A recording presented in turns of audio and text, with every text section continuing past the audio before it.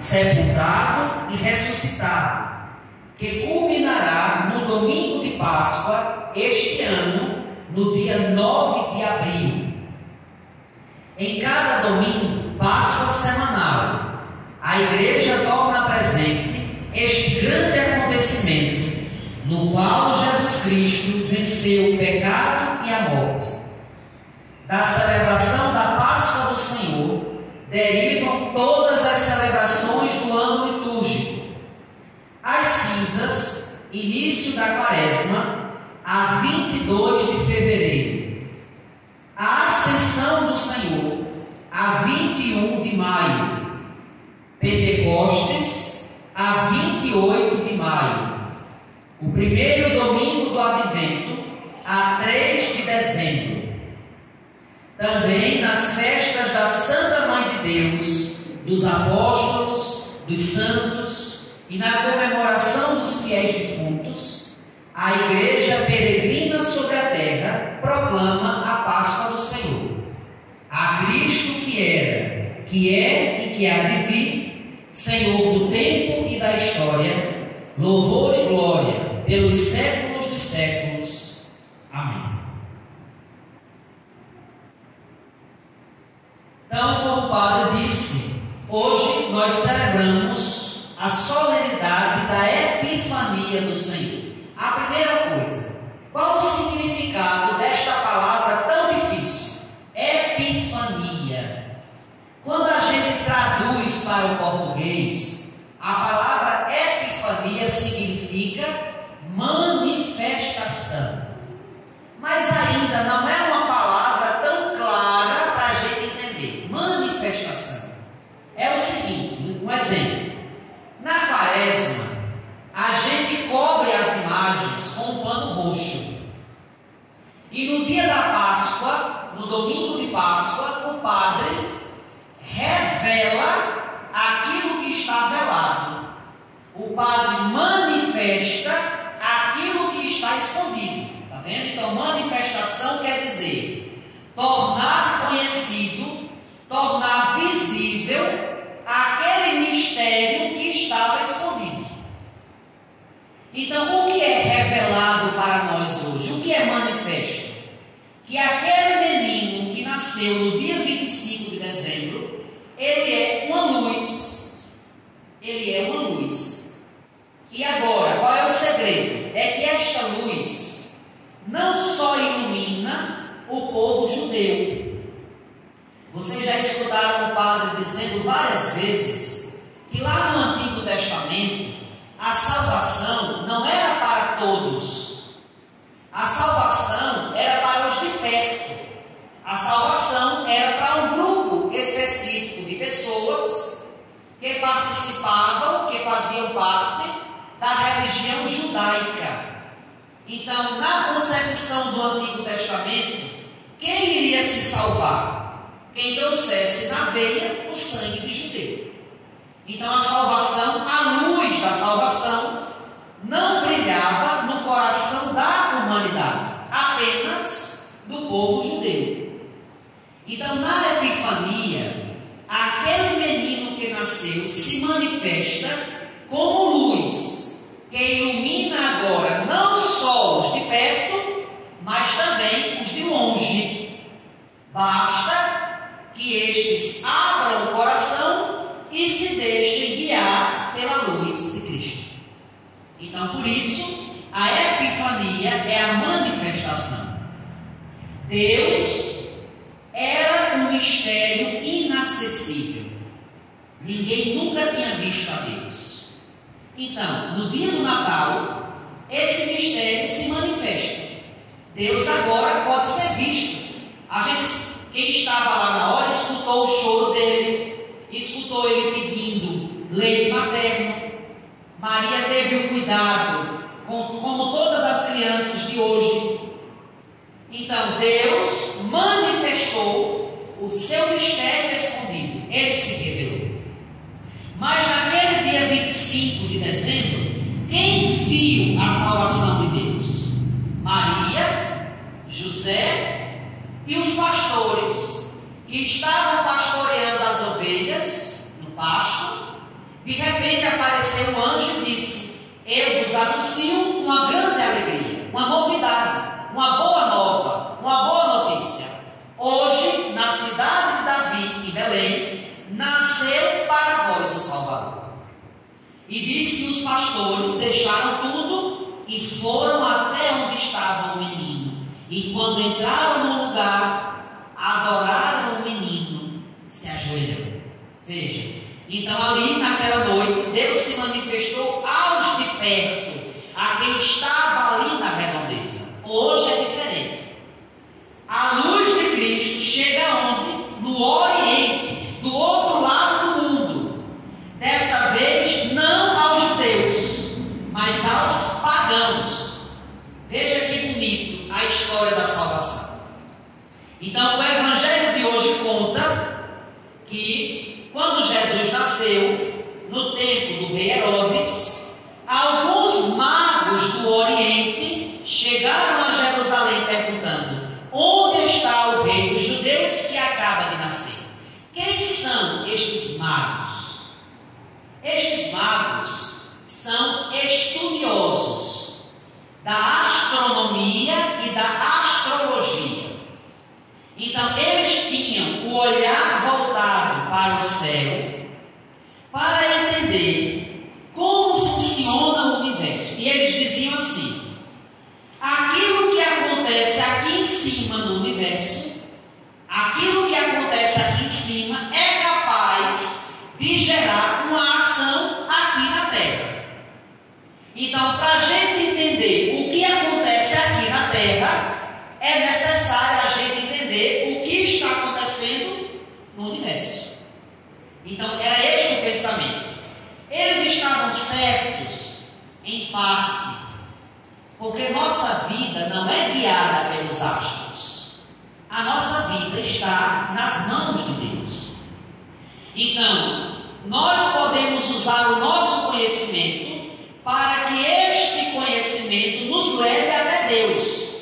Eu não posso guiar a minha vida porque o planeta hoje amanheceu desse jeito, porque entrou na órbita tal, porque os planetas estão alinhados, então eu devo mudar a minha vida. Não, nós não vivemos de superstição. Por isso, olha, nada de católico dizer: meu signo é tal. O nosso signo é a cruz de Cristo. É este signo que nos salva. Nenhum outro signo nos salva. O signo que deve guiar a nossa vida é a luz de Cristo. Não é aquilo que o horóscopo diz.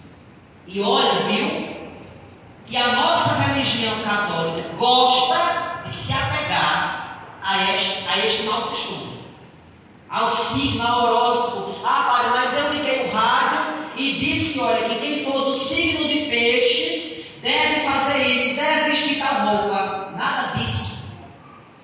Fazer isso, olha, é abandonar a fé. Ninguém serve a dois senhores. A sorte na sua vida, o amor, vem de Cristo, não vem de horóscopo nem de signo. Então, este era o erro dos magos. Eles criavam a vida através da movimentação dos astros. Então, olha, se dizia assim o costume da época: quando acontece no céu algo que mexe nos astros, ou seja, quando um astro novo surge no céu, é porque na Terra nasceu um astro, uma pessoa famosa, uma pessoa importante. Então, no céu, o que foi que os magos viram? Uma estrela. Nasceu um astro luminoso, nasceu uma estrela. O que os magos disseram é porque na Terra nasceu alguém importante. Pelo estudo deles, eles perceberam que a estrela nasceu ali na região da Judeia, de Jerusalém, de Belém, de Nazaré, naquele entorno. Então, o que os magos fizeram? Saíram do Oriente e foram até Jerusalém para saber quem foi este astro tão importante que nasceu ao ponto de que uma estrela estrela maior do que todas surgisse no céu. Então diz que os magos foram buscar a resposta aonde? Em Jerusalém. Olha como é o nosso pensamento. Se nasceu alguém importante, esta pessoa só pode ter nascido na cidade mais importante. E como saber a casa? A casa mais importante. Qual era a cidade mais importante? Jerusalém.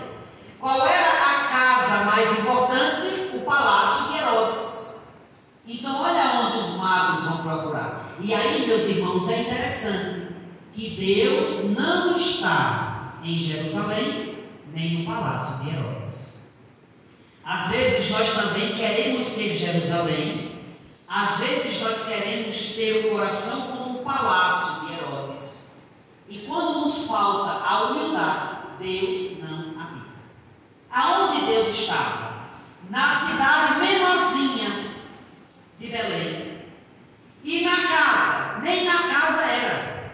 Foi no estribaria, no lugar onde os animais comiam e dormiam. Olha onde Deus se manifesta. Então, nosso coração deve ser Belém, deve ser uma manjedoura tão humilde que seja capaz de acolher o Salvador.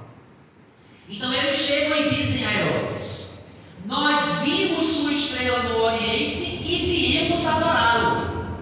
Ao saber disso, o rei Herodes ficou perturbado, assim como toda a cidade de Jerusalém. Como assim Jerusalém ficou perturbada?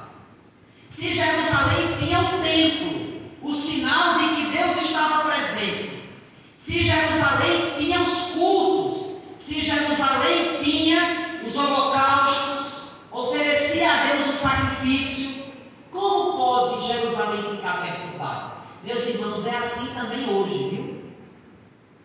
Veja, tem muita gente que tem fé, mas quando a gente vai olhar, o núcleo da fé está vazio. Tem gente que vive de fé de aparência. Ah, eu acredito. Mas quando chega a dificuldade, desacredita. Então não é uma fé sólida. Então Jerusalém professava a fé deste Messias que viria, mas parece que era da boca para fora, não se acreditava verdadeiramente.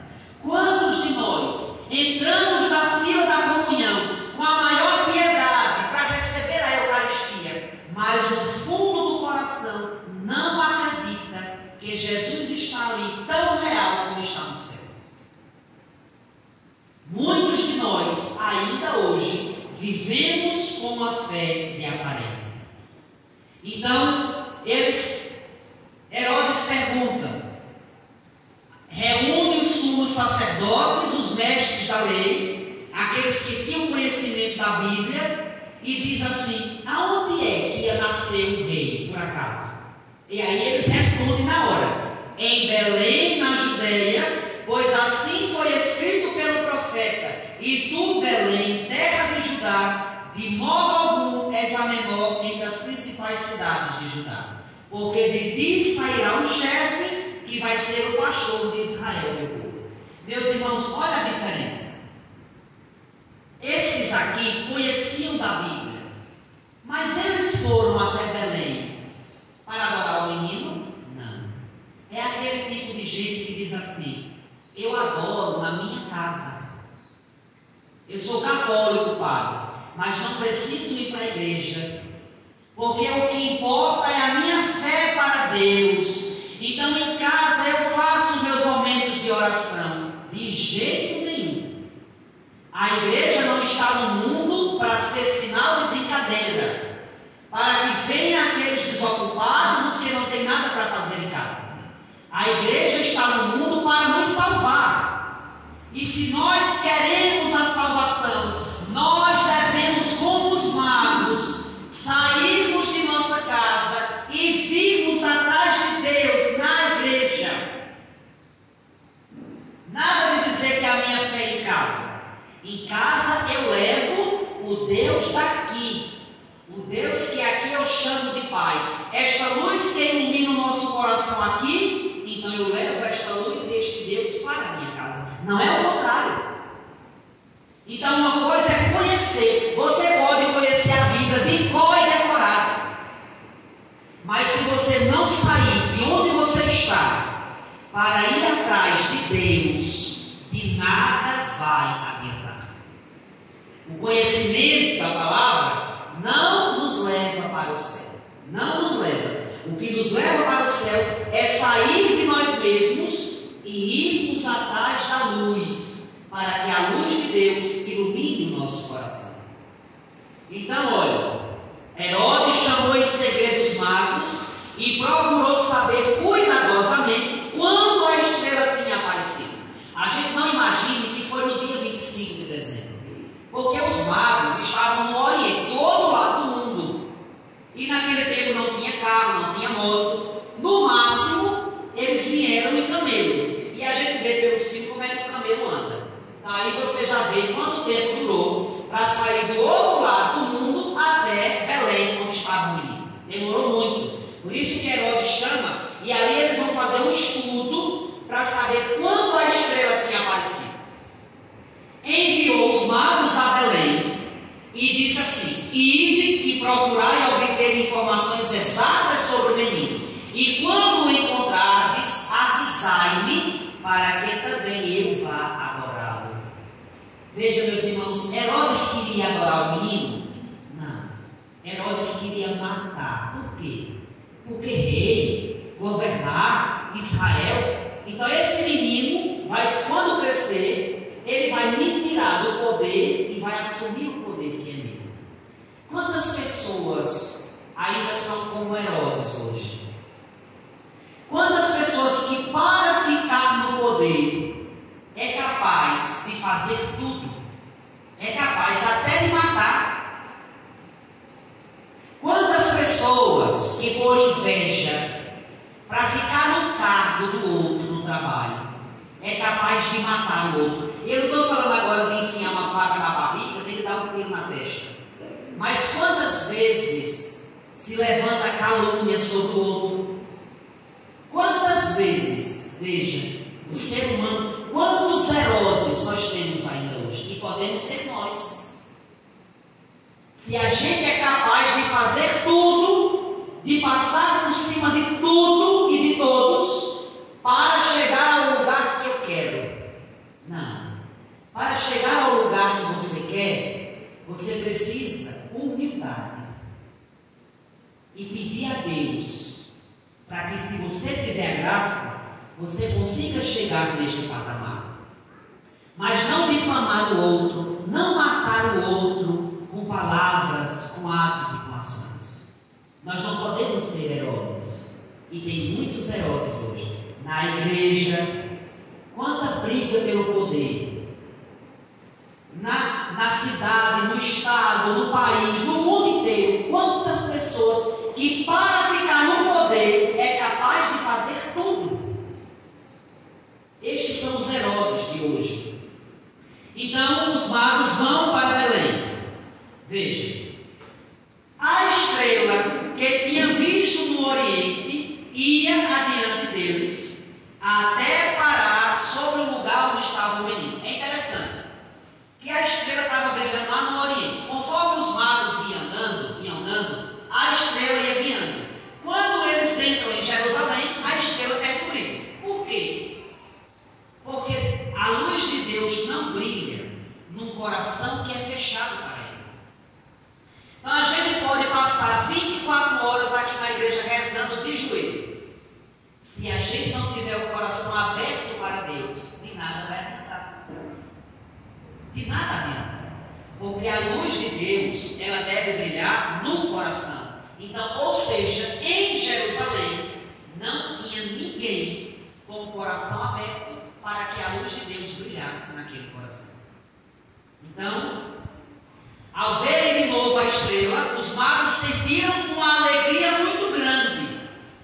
Quando entraram na casa, viram o menino com Maria, sua mãe. Olha, quando entraram aonde? Não foi na manjedoura, não foi no presépio. Não pense que Maria criou o menino naquela manjedourazinha, não, em cima de palha a vida toda.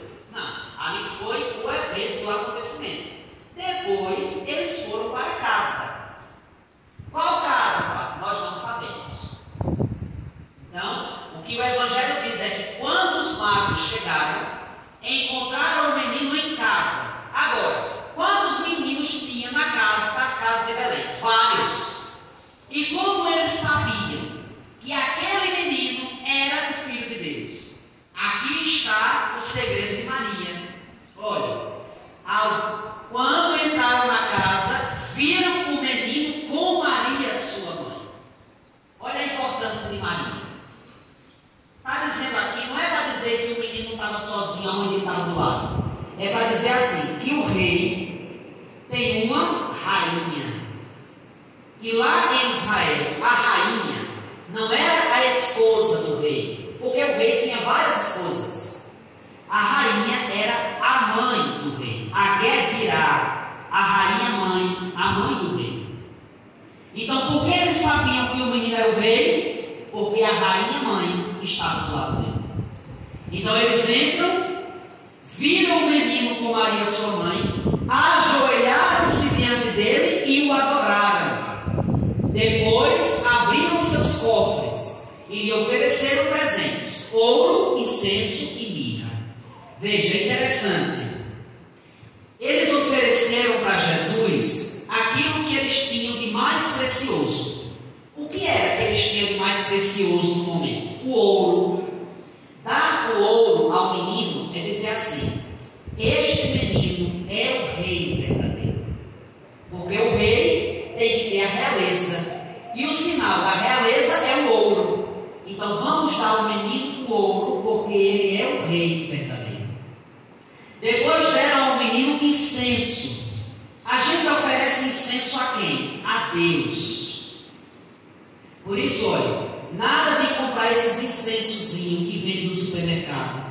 Esse incenso, se eu acender na minha casa, traz o amor, espanta mal olhado. Traz isso. Nada disso. Incenso foi feito para se oferecer a Deus.